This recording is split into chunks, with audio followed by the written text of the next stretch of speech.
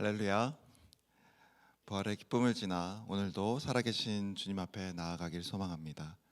우리를 위해 십자가를 지시고 다시 살아나신 주님을 바라보며 우리 함께 찬양하겠습니다.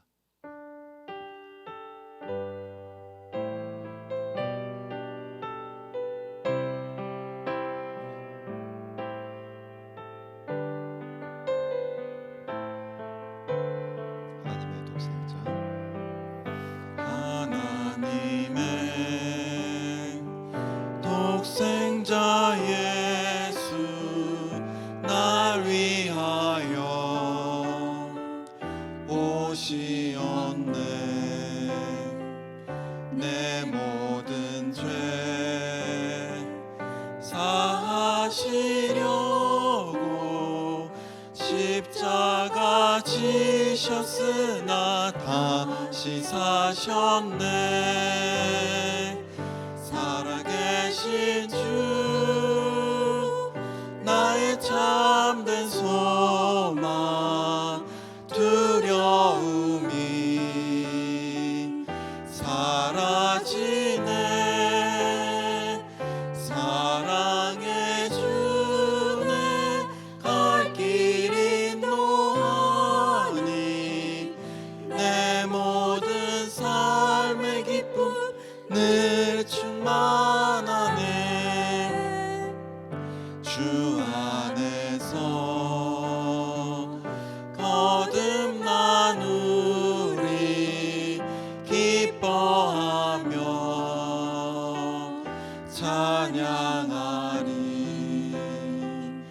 가슴 속에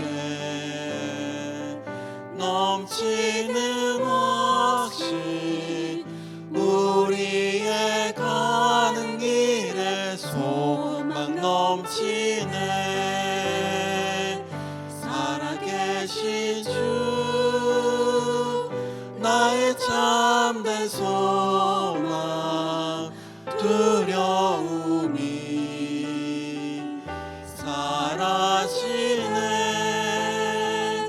사랑의 주네 갈 길이 노하니 내 모든 삶의 기쁨 늘 충만하네. 선한 싸움 다 마친 후에 우리 주님 배우리라. 사망 권세 다 물리치고 주님이 다스리니 영광 넘치네. 살아계신 주 나의 참된 소망 두려움이 사라지네. 사랑의 주네 갈 길이 노하니 내 모든 삶의 기쁨 늘 충만. 살아계신 주 살아계신 주 나의 참된 소망 두려움이 사라지네. 사랑의 주네 갈 길이 노하니 내 모든 삶의 기쁨 늘 충만하네.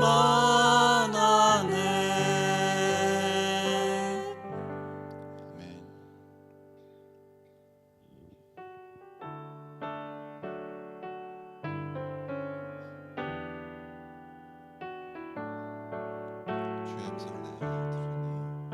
주의 음성을 내가 들으니 사랑한단 말일세. 믿는 마음으로 주께 가오니 나를 영접하소서.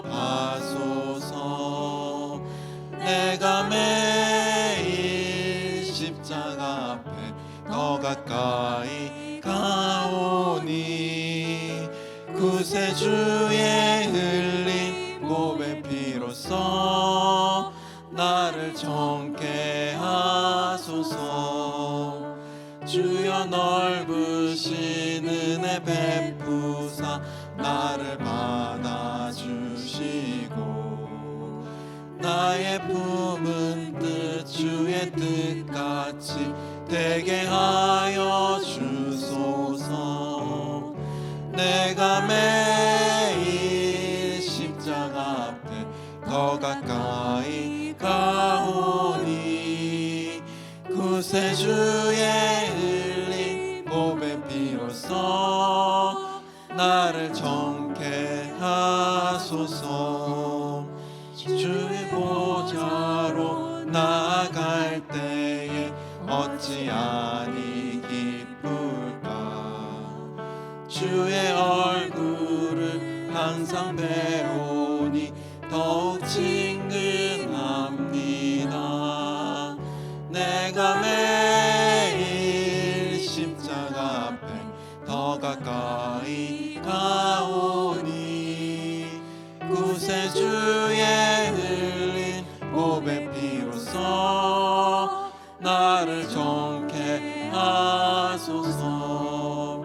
우리 구주의 넓은 사랑을 증량할 자 없으며 주가 주시는 참된 기쁨도 헤아릴 수 없도다. 내가 매일 십자가 앞에 더 가까이 가오니 구세주의 흘린 몸의 피로써 나를 정케 하. 내가 매일 십자가 앞에 더 가까이 가오니 구세주의 흘린 몸의 피로써 나를 정케 하소서. 아멘.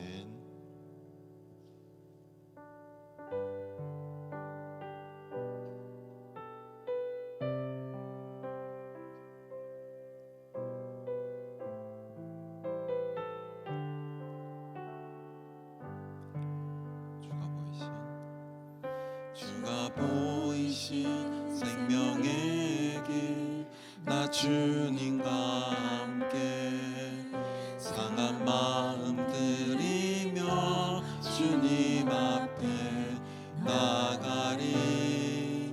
나의 의로움이 되신 주 그 이름 예수 나의 길이 되신 이름 예수.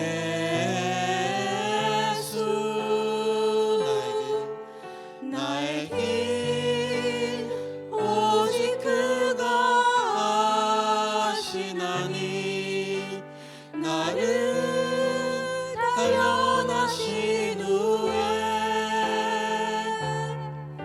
내가 정금같이 나오리라.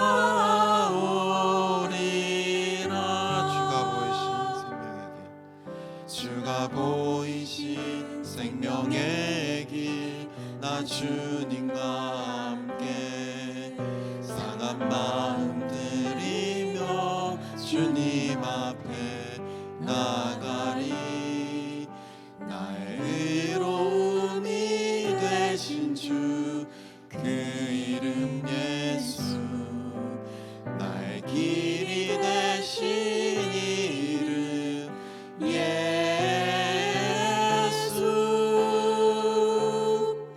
나의 길 오직 그가 하시나니 나를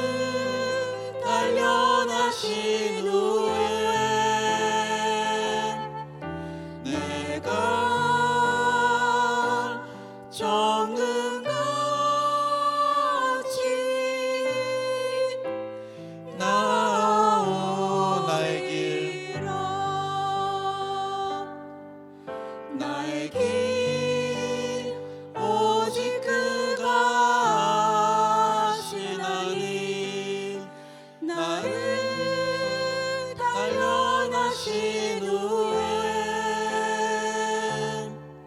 내가 정금같이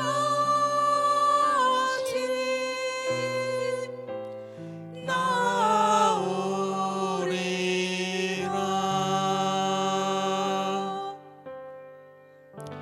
주님은 우리의 의로움이시며 우리의 길이 되십니다.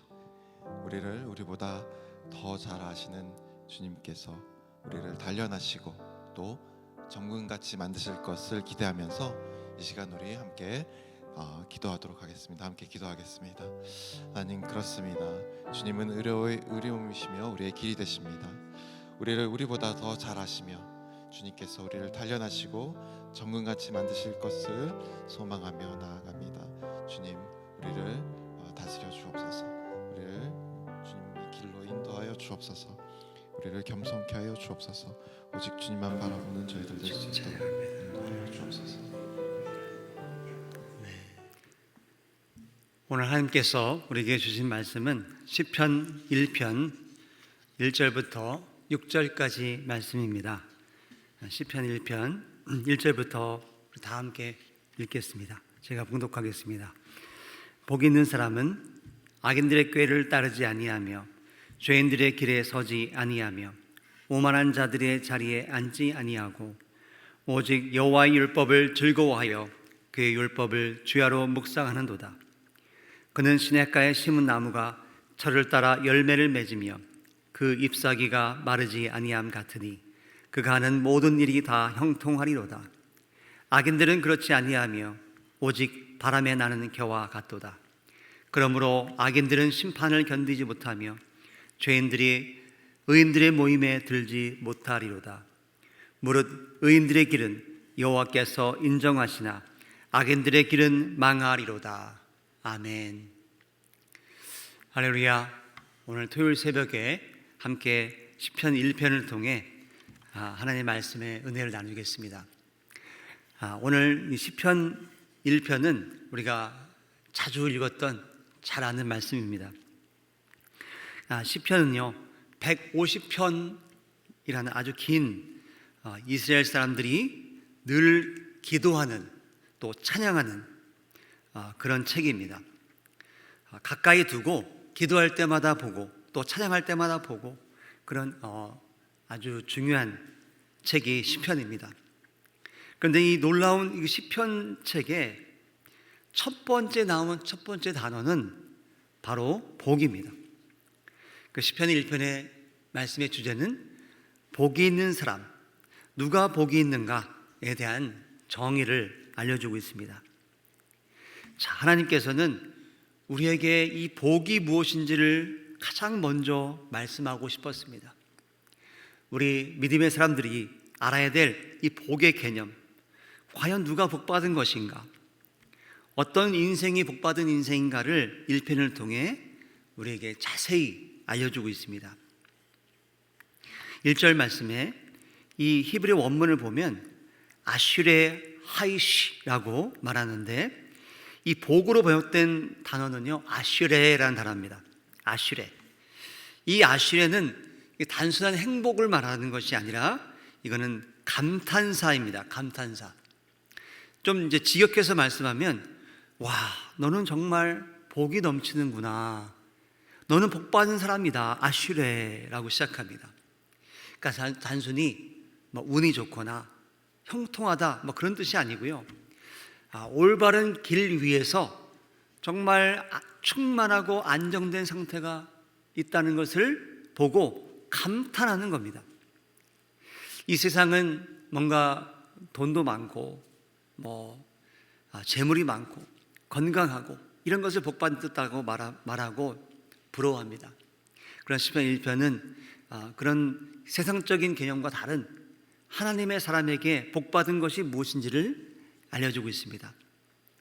자, 시편 1편에 이 두 사람, 악인의 길 또 의인의 길, 두 가지 길을 선명하게 대비해서 말씀하고 있는데 우리가 어떤 길을 가고 있는지를 한번 살펴보면 좋겠습니다. 자, 1절에 복 있는 사람은 악인들의 꾀를 따르지 아니하며 죄인들의 길에 서지 아니하며 오만한 자들의 자리에 앉지 아니하고. 자, 1절을 읽으면서 이제 복이 있는 사람에 대한 묘사가 나오는데, 이제 복이 있는 사람은 무엇을 한다 라는 것이 아니고 무엇을 하지 않는다라는 말이 3번이나 반복됩니다. 그러니까 복이 있는 사람들은 뭐 공부를 열심히 하고 뭐 뭘 한다, 그게 아니라 무엇을 하지 않는다, 이 말씀이 반복되고 있습니다. 자, 뭘 하지 않는가? 그러기 위해서 1절에 나온 그 동사를 다시 한번 제가 말씀드리면, 자, 첫 번째, 꾀를 따르지 않는다, 따르지, 또 걷다, 다음은 서다, 마지막은 앉다. 이 말씀을 좀 우리가 자세히 살펴보면, 첫 번째, 걷다, 서다, 앉다. 자, 이 3가지를 하지 않는 겁니다. 자, 악인들의 꾀, 또 죄인의 길, 오만한 자의 자리, 이거를 하지 않는다는 개념을 같이 이 동사를 통해서 걷다, 서다, 앉다의 3가지 단계로 말하고 있습니다. 자, 우리가 그러니까 죄를 짓는 길은 이렇게 타락하는 어떤 과정이 있습니다. 첫 번째는 뭔가 어디를 우연히 걸어가다가 멈춰 서게 됩니다. 그리고 그 자리에 앉게 됩니다. 그리고 그 타락에 완전히 빠져들게 되는 것, 그것이 바로 이 타락의 단계를 말하고 있습니다. 한 번 실수는 할 수 있습니다. 한 번쯤이 하다가 그것이 자주 발생하고 나중에는 그 죄가 일상이 되는 것, 그 구조를 오늘 1절 말씀에 말하고 있습니다. 자, 그래서 3가지 종류의 사람을 1절에 말하는데, 악인, 죄인, 오만한 자. 자, 악인은 누구인가? 악인은 레샤임이라는 단어를 쓰고 있는데, 하나님의 통치를 거부하는 자를 성경 말씀은 악인이라고 말합니다. 자, 두 번째로 죄인은 하타임이라는 단어를 쓰고 있는데, 이거는 목표를 빗나간 자, 관역을 벗어난 자, 그러니까 어떤 목표와 방향이 다르다는 것을 말하는 거죠. 악인, 죄인, 그리고 오만한 자. 오만한 자는 누구냐면요, 레침이라는 단어를 쓰는데, 하나님의 거룩하신 것을 보고 비웃고 조롱하는 자를 오만한 자라고 합니다. 자, 그러니까 악인, 죄인, 오만한 자, 이 사람들은 단순히 나쁜 사람이 아니라 하나님의 다스림을 거부하고 선한 목표를 벗어났으며 하나님의 거룩한 것을 비웃는 자를 말합니다. 자, 그래서 이 죄인은 하나님을 거부하고 방향을 잃고 마침내 하나님의 나라를 조롱하고 비웃는 사람. 자, 그러니까 이 복 있는 사람의 첫 번째 특징은 뭐냐면, 어떤 화려한 능력자, 무엇을 한다, 경건의 행위를 한다가 아니고, 바로 첫 번째로 해야 될 것은 무엇입니까? 죄의 그런 모습을 멀리 분리하는 겁니다. 거룩함이 우리 자신을 하나님께 나아가서 세상과 분리시키는 것, 죄를 거부하고 멀리하여 사는 것, 이거 분리의 지혜, 이것이 첫 번째 특징입니다. 그러니까 죄를 먼저 멀리하는 것이 가장 중요한 핵심이라고 여기 시편 1편 1절에 나오고 있는 것입니다. 자, 우리가 내가 죄에서 길을 멀리하고 하나님께 나가 있는지를 살펴보시기 바랍니다.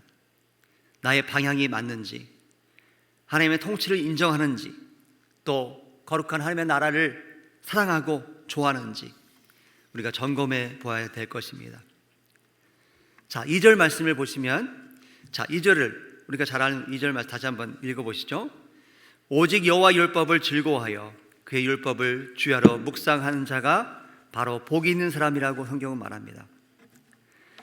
자, 이제는 하지 않는다가 아니라 오직 이것을 꼭 하는 것이 나오는데, 1절은 이제 부정하지 않는 것이 나왔지만 2절은 하는 것, 반드시 이걸 해야 된다라고 강조하는 말씀이 2절에 나옵니다.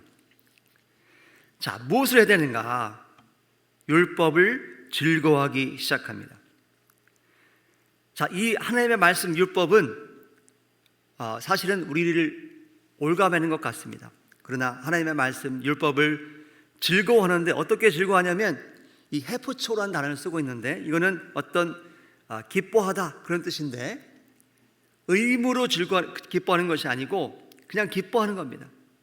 마음이 즐거워서 기뻐하고 열망하고 그 하나님의 율법을 따르기 시작하는 것, 자발적인 기쁨, 그것을 말하고 있습니다.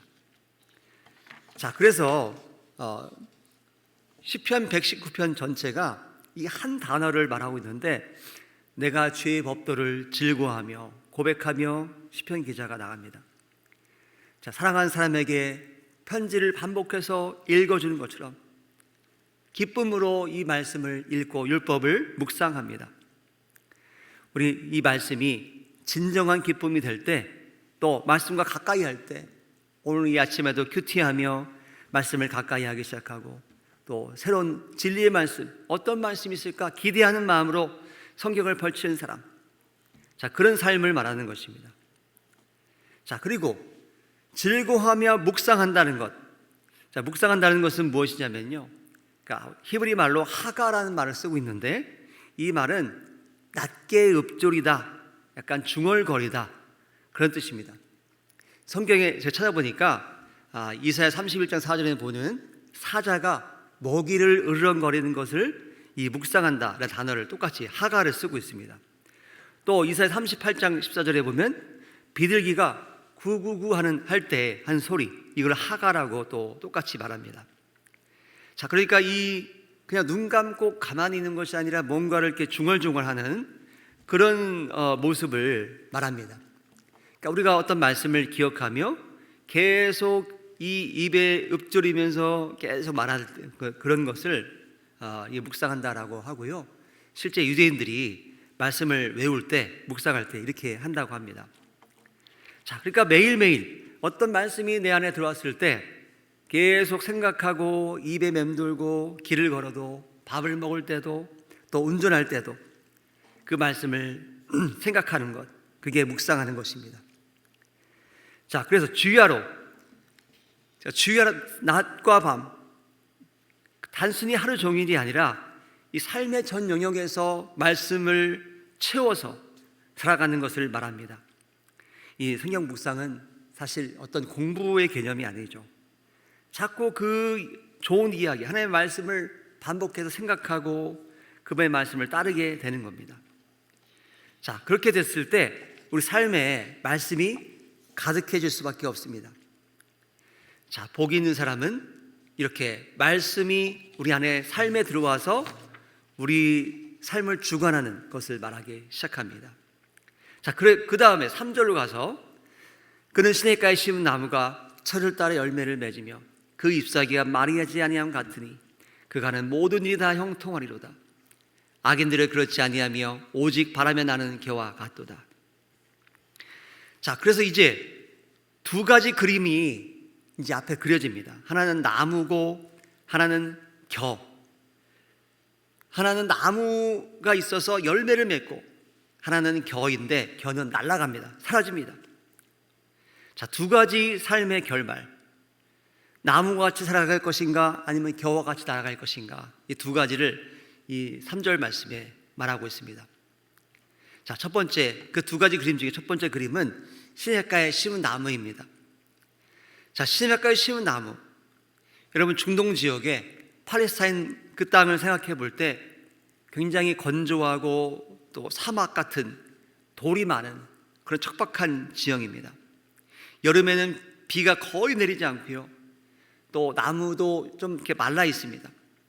자, 그런데 시냇가 근처에 있는 나무는 그 시들지 않고 그 가뭄에도 살아 있습니다. 자, 여기서 이제 원문을 살펴보면 또 재미있는 것이 나오는데, 이 나무는 그 심은 나무, 이게 수동태로 쓰인 걸 볼 때 스스로 자란 나무가 아니라 누군가에 의해서 심겨진 나무를 말합니다. 자, 복이 있는 사람은 내가 자기 힘으로 심은 것이 아니라 누군가 그 시냇가에 심어준 것입니다. 자, 하나님께서 우리를 택하시고 구원하시고 말씀이 있는 그 시냇가에 우리의 이 나무를 심어 주신 것입니다. 그래서 그 땅이 척박하고 사막 지형일지라도 상관이 없습니다. 시냇가에서 물을 공급받고 있는 그런 귀한 나무로 성장하는 것, 그것이 바로 복 있는 사람. 자, 그래서 그 나무는 철을 따라 열매를 맺습니다. 늘 가지가 풍성합니다. 자, 그래서 우리가 하나님의 은혜로 시냇가에 심겨진 나무로 살 것인가? 반대로 또 다른 그림은 바람에 나는 겨입니다. 겨. 여러분, 겨가 뭔지 아시죠? 그냥 훅 불면 날아가는 겨. 악인의 삶은 어떠한가? 바람에 나는 겨와 같다라고 말합니다. 자, 타작마장, 곡식을 털고 난다는 껍데기가 바로 겨 아닙니까? 알맹이가 없고 무게가 가볍습니다. 바람이 불면 날아갑니다. 또 불 붙이면 타버립니다. 방향도 없고 바람 부는 대로 날아가 버립니다. 뿌리가 없으니까 어느 한 곳에 정착할 수가 없습니다. 이것이 하나님 없이 사는 삶의 모습을 말합니다. 겉으로 보면 화려해 보이고 바쁘고 많은 것을 이루는 것 같지만 사실은 그 뿌리가 시냇가에 없기 때문에 어떤 어려움이 왔을 때 한순간에 날아가는 것을 겨와 같은 인생이라 말합니다. 자, 그래서 이 두 가지 길을 6절 말씀에 보시면 여호와께서 이 두 가지 길, 의인의 길, 시냇가에 심겨진 그 나무와 같은 의인의 길, 그리고 겨와 같은 악인의 인생, 두 가지를 다 하나님은 다 알고 계십니다. 자, 여호와께서 의인의 길을 아시나니, 아신다라고 번역된 이 요대라는 것은 어떤 정보를 안다는 뜻이 아니라 정말 깊이 있고 친밀하게 그 관계 속에서 안다는 겁니다. 여호와께서 의인의 삶을 살고 있는 저와 여러분, 하나님 예수님을 따르는 우리의 인생을 그냥 지나가면서 보고 아는 게 아니라 늘 기도 가운데 친밀하게 이야기했던 우리의 삶을 다 알고 계시다는 뜻입니다. 자, 두 길의 차이는 결국 뿌리가 있냐 없냐, 그 차이입니다.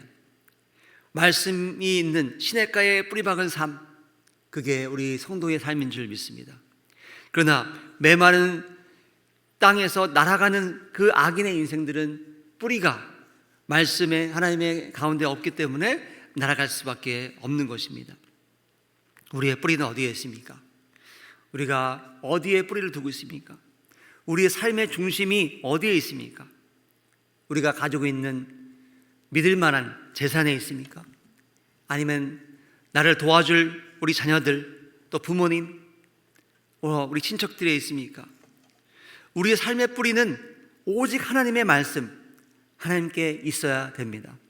그 인생이 진정으로 복받은 인생이라고 성경 시편 1편의 가장 중요한 주제로 오늘 말씀을 다루고 있습니다. 우리의 뿌리는 무엇입니까? 우리의 뿌리는 바로 예수 그리스도이십니다. 예수님만이 시편 1편의 완전한 성취, 완전한 길 갈 수 있게 만드시는 분은 오직 예수 그리스도밖에 없습니다. 그분은 악인의 꾀를 따르지 아니하고 오만한 자들의 자리에 앉지 않으셨고 또 죄인들의 길에 타협하여 서지 않으셨습니다. 그리고 예수 그리스도께서는 아버지 하나님과 완전한 관계 안에 서셨습니다. 그리고 우리의 모든 죄를 담당하기 위해 십자가에 죽으시고 부활하셨습니다. 자, 그래서 에베소서 1장 3절 말씀을 보면요, 에베소서 1장 3절 말씀은 이렇게 말하고 있습니다. 찬송하리로다 하나님 곧 예수 그리스도의 아버지께서 그리스도 안에서 하늘에 속한 모든 신령한 복을 우리에게 주시되. 자, 에베소서는 이렇게 말하는데요, 우리가 이미 복을 받았다, 과거형으로 말하고 있습니다. 예수 그리스도를 말미암아 저와 여러분은 이미 복받은 사람이라고 선언하고 있습니다. 왜냐하면 예수님의 공로 때문에 그렇습니다. 우리는 이미 시냇가에 심겨진 나무이다라고 선언하는 것입니다. 우리의 뿌리는 바로 예수님의 십자가와 부활, 그 구원에 있습니다. 자, 그러니까 우리는요, 예수님께 더 가까이, 매일매일 가까이 나아가시면 됩니다. 예수님을 기억하고 묵상하고 생각하고 그분의 사랑과 희생과 헌신과 그 놀라운 그 예수님의 그 깊이를 우리가 경험할 때 우리 삶에 놀라운 은혜가 풍성할 줄 믿습니다. 날마다 열매를 맺을 줄 믿습니다.